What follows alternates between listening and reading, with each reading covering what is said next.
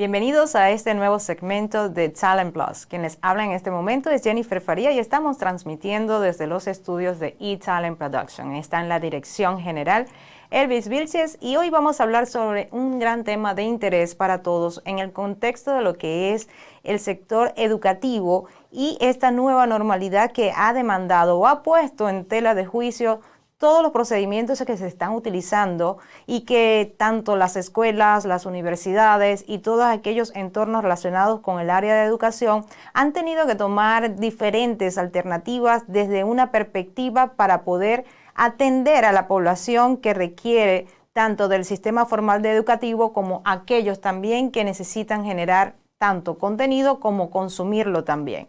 Para esto se necesita de personas expertas que puedan desarrollar estrategias en el diseño instruccional, porque educar no solamente significa generar las plataformas o los espacios donde se puedan dar, sino que realmente garantice una experiencia de aprendizaje centrada en el estudiante. Para eso vamos a conversar con un especialista en esta área que se ha desarrollado no solamente a nivel latinoamericano, sino que hoy día también se está desempeñando desde Canadá y que ha desarrollado distintas consultorías en el diseño instruccional para empresas públicas y privadas. Estamos hablando de Juan Carlos Mavo. Bienvenido a este programa. ¿Cómo estás, Juan Carlos? Muy bien, gracias por la invitación, Jennifer. Qué bien, me alegra que en este momento podamos compartir, porque en algún momento también como colegas de trabajo en el área de informática educativa en una universidad en Venezuela y además de eso como parte de compañeros de estudio en nuestro doctorado, en estos nuevos escenarios que coincidimos en el trabajo que estamos realizando, puedo darme cuenta que estás desarrollando distintas estrategias que también se están empezando a compartir en escenarios, conferencias, seminarios y está relacionado con esta área del conocimiento que muchas personas que están tratando de desarrollar contenido de pronto desconocen elementos que son fundamentales para garantizar una verdadera experiencia de aprendizaje. En este sentido, Juan Carlos, explícanos un poco cómo esta experiencia universitaria, académica, tecnológica, como consultor, como asesor, ahora la estás llevando a unos escenarios que es otro país, con otra realidad, pero tal vez con otra disposición para poder emprender estos procesos de innovación en la educación. Yo creo que definitivamente el tema en foco en estos tiempos actuales es precisamente cómo llevar ese desarrollo de destrezas y habilidades a personas que disponen de menos tiempo, que necesitan ingresar a un mercado laboral mucho más rápido, que tienen muchas situaciones alrededor de sus vidas que requieren un desarrollo muy rápido de esas habilidades y destrezas para poder enfrentar los retos que tienen en sus vidas. Si hay algo que ha cambiado en los últimos años es precisamente que los tiempos se han acortado. Ya para poder acceder a un mercado laboral, ciertamente es necesario tener educación formal, pero no podemos permitirnos 2 años, 3 años, 4 años, 5 años para poder desarrollar esas destrezas. Necesitamos hacerlo en un tiempo mucho más corto. Y ese es básicamente el tipo de trabajo en el que yo me he enfocado en los últimos años, tratando de aplicar esos conceptos en mi práctica profesional para poder ayudar no solamente a estudiantes formales, a estudiantes de educación continua, sino también a personas que se dedican a trabajar en empresas, en organizaciones, cómo llegar a ese nivel de performance en un periodo corto de tiempo utilizando las herramientas que la tecnología pone a disposición de nosotros. Uno de los retos que enfrenta el sector educativo en la actualidad es precisamente dar respuesta a esa inmediatez a la cual hace referencia.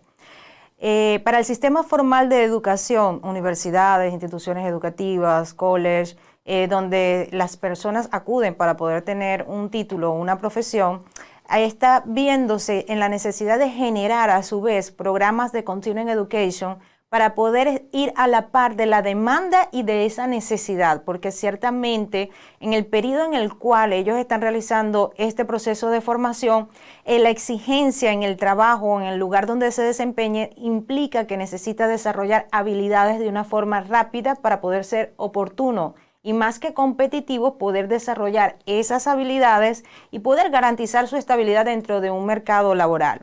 En el contexto de Continuing Education, que da respuesta medianamente a esas exigencias que demanda la población y con el apoyo de la tecnología en la actualidad, en tu perspectiva, ¿cómo consideras tú que están preparadas las universidades en este momento para dar respuesta a esos dos escenarios, los programas formales y Continuing Education?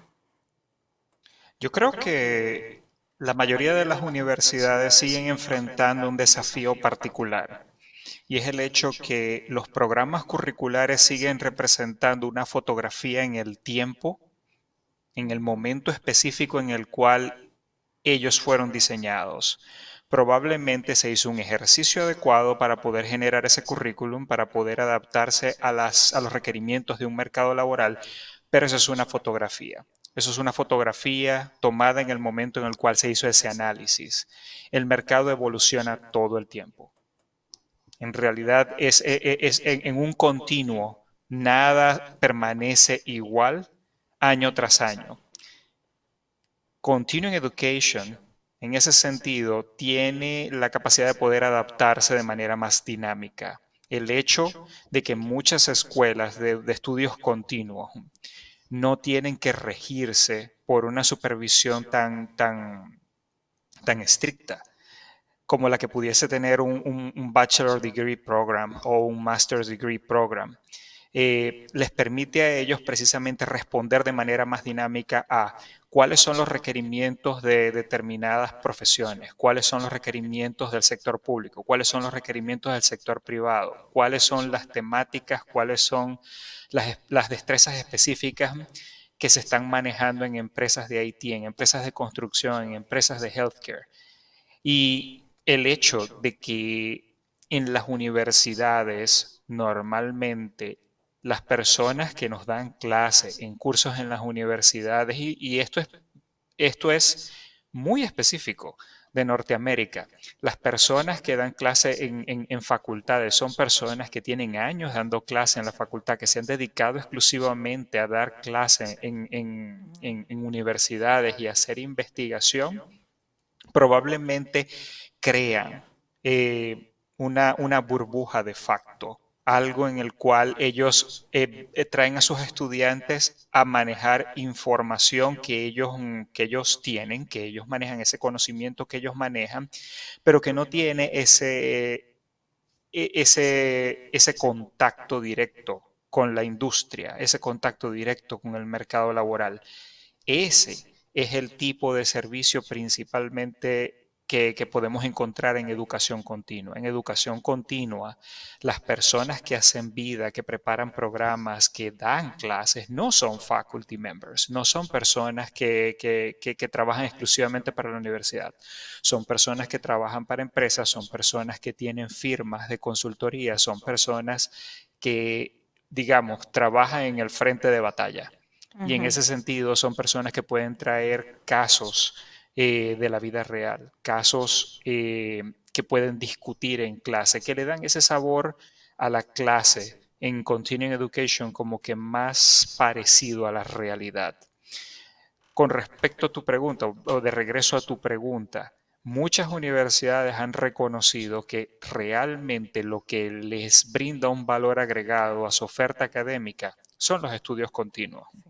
Y por esa misma razón, muchas universidades ofrecen, por ejemplo, planes de descuentos para alumnos que se acaban de graduar, para tomar cursos específicos en el segmento de educación continua, precisamente para poder cerrar esa brecha, para poder darles esa oportunidad de actualizarse sin tener que invertir nuevamente en un programa de estudio de 3 o de 4 años.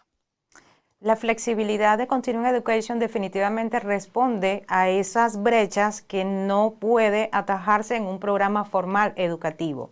Y desde esa perspectiva, las organizaciones, universidades, entidades educativas aprovechan esa oportunidad para poder generar contenido actualizado que pueda dar respuesta a esa demanda, así tal cual como nos explicas.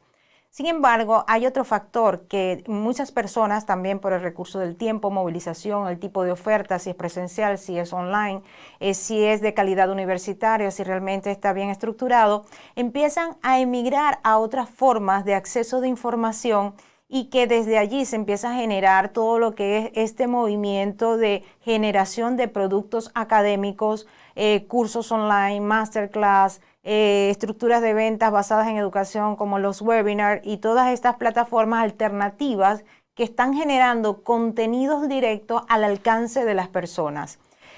Sin embargo, como expertos en esta área y como tú también lo vienes desarrollando, el tema del diseño instruccional es fundamental porque ciertamente ese tipo de contenido trata de responder a la solución de un problema o trata de explicar una metodología que le ha dado resultado a alguien y que ese es el aporte que cada persona está realizando. Al no estar en el contexto académico, educativo, universitario, las personas le dan su validez es a partir de la experiencia que le dio resultado. Sin embargo, como tú muy bien sabes, el problema está en cómo se hace para que las personas desarrollen habilidades para explicar un contenido que pueda ser digerido por el aprendiz. Entonces, no es solamente un tema de diseño instruccional, sino de facilitar la herramienta a los docentes para que pueda dinamizar ciertamente dicho proceso de aprendizaje.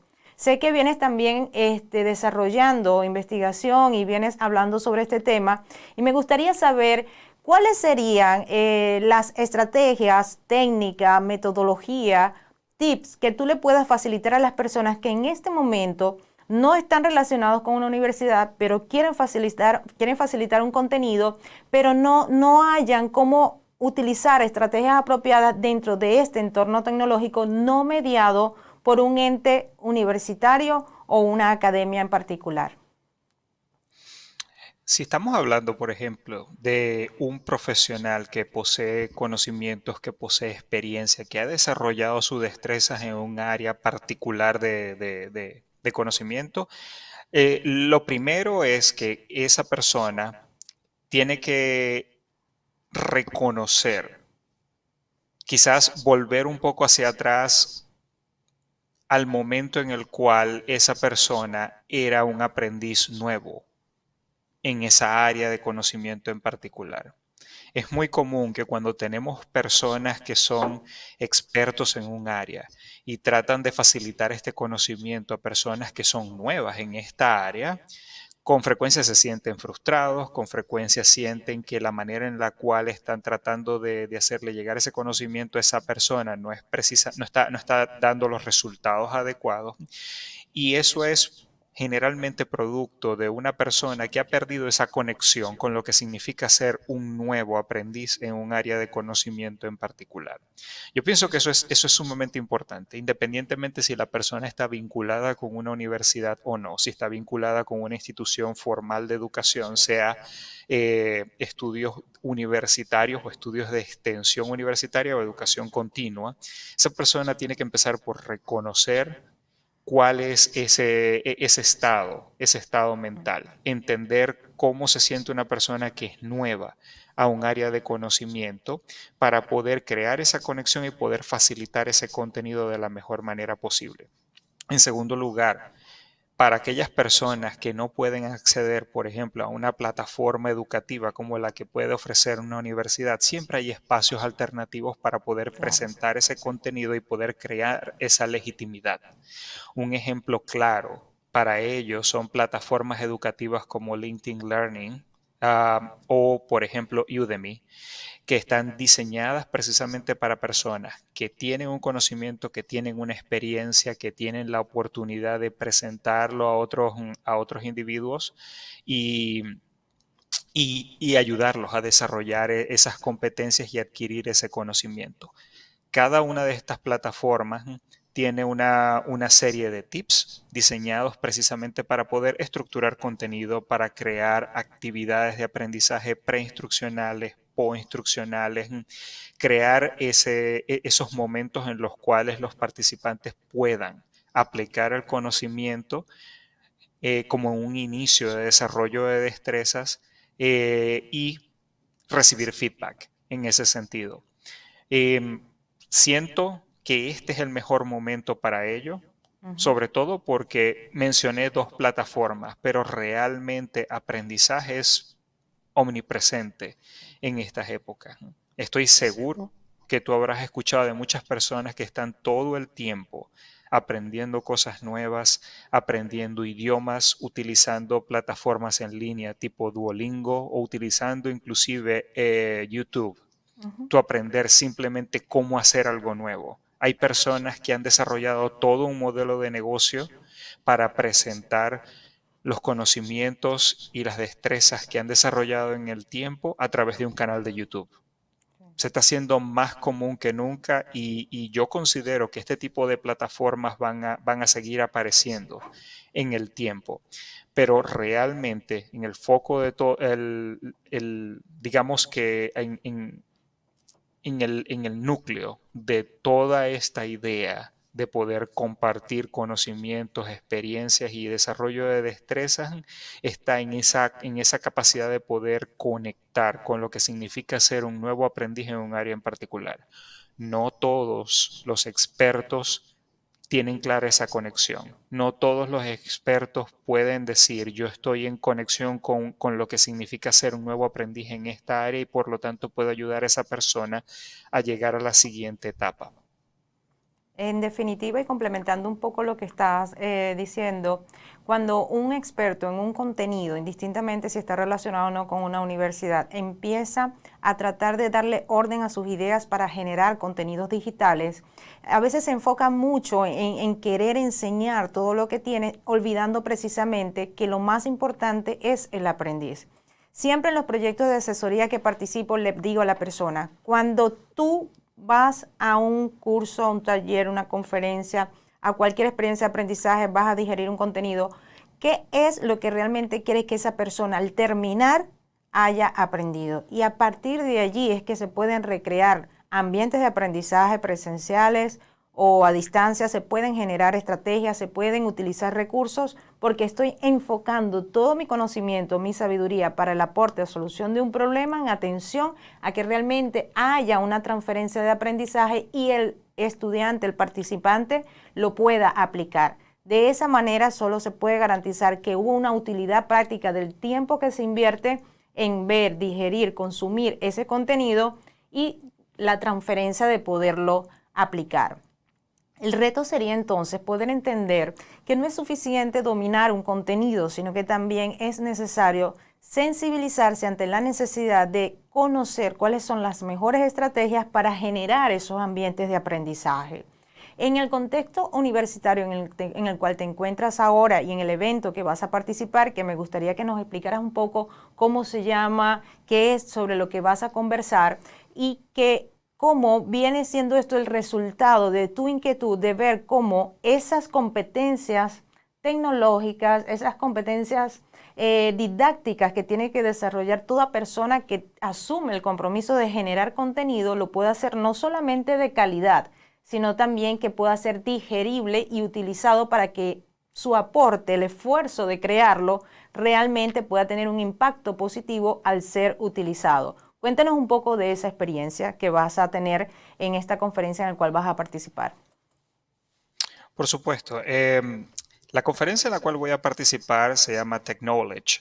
Es una de las grandes conferencias patrocinadas por la Association for Talent Development en los Estados Unidos. Es una de las principales organizaciones en los Estados Unidos dedicada a lo que es el desarrollo de capital humano y está notoriamente orientado hacia lo que es el aprendizaje en las organizaciones. En esta particular conferencia yo voy a presentar una ponencia en el área de Virtual Classroom. Ha sido básicamente una de mis áreas de interés en los últimos años.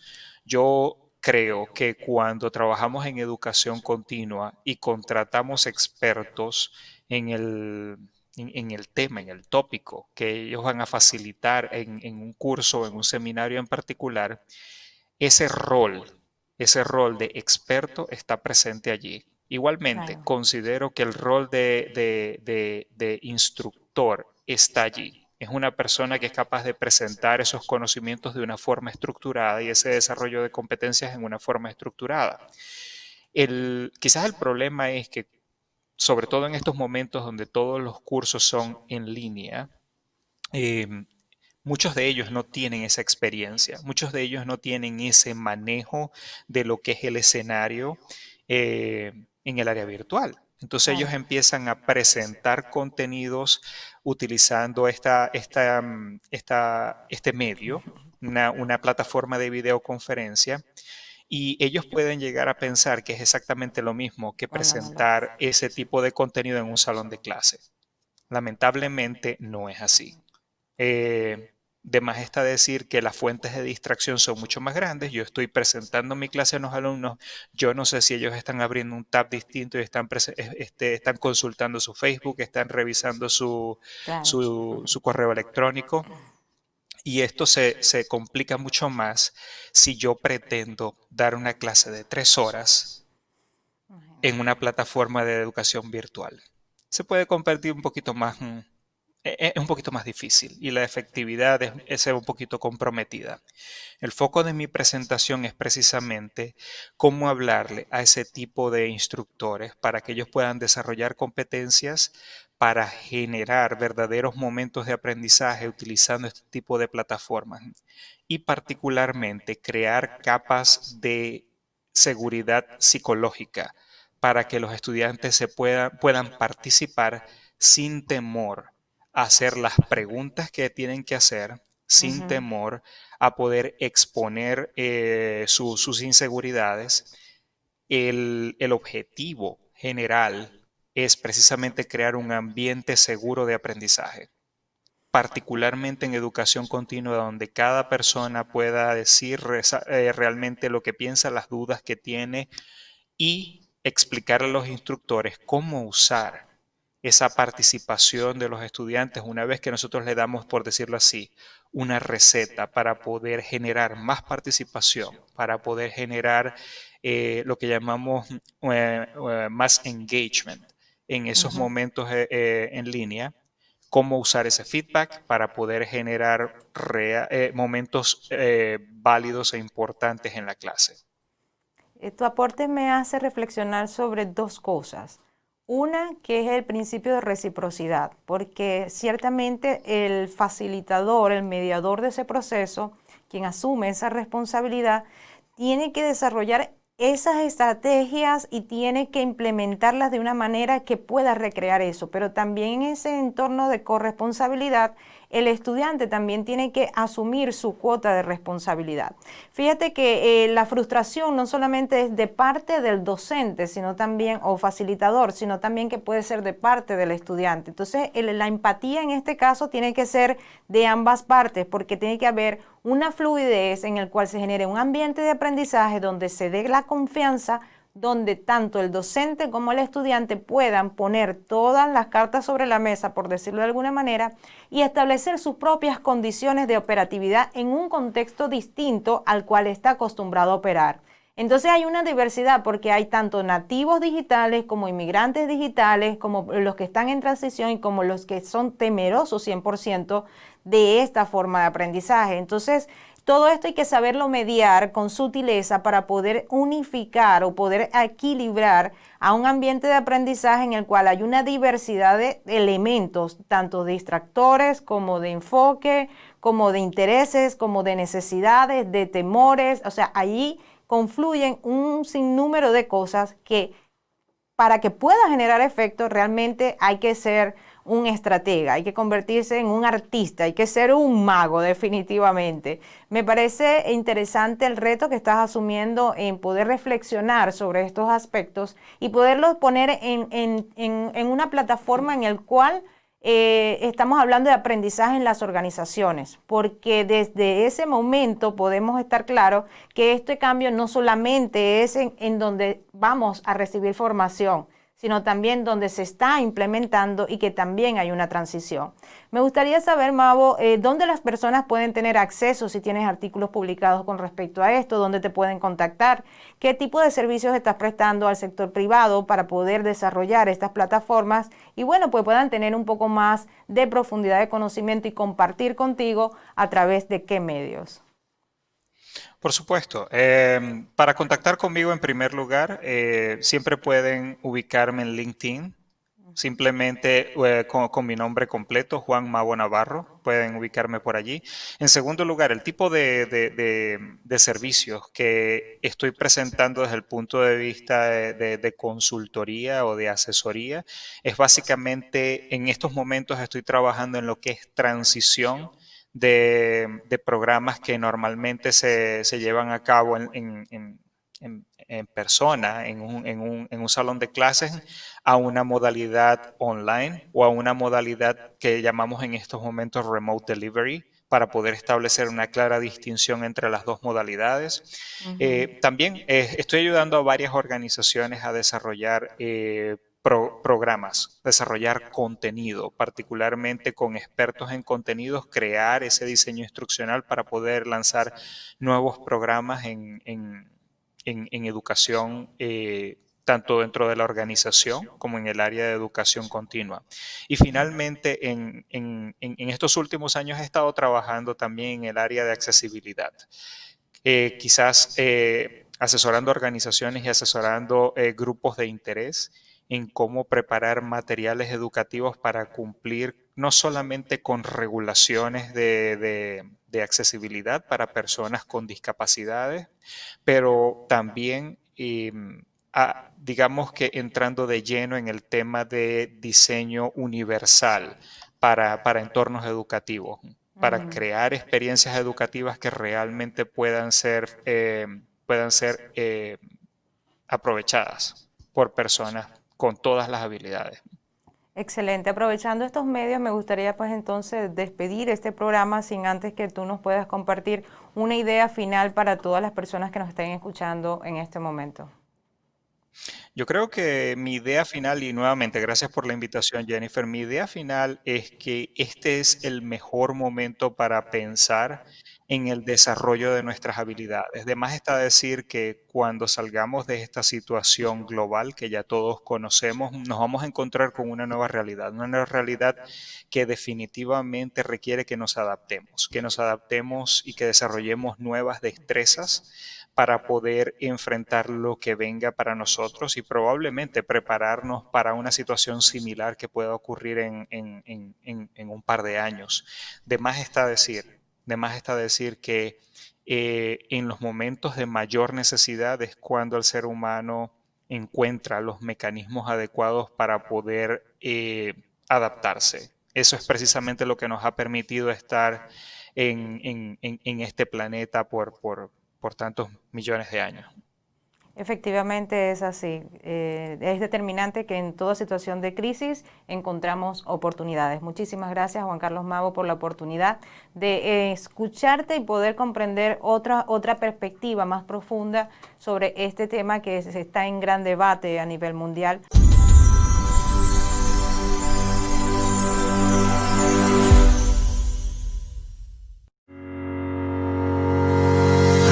Bienvenidos a eTalent.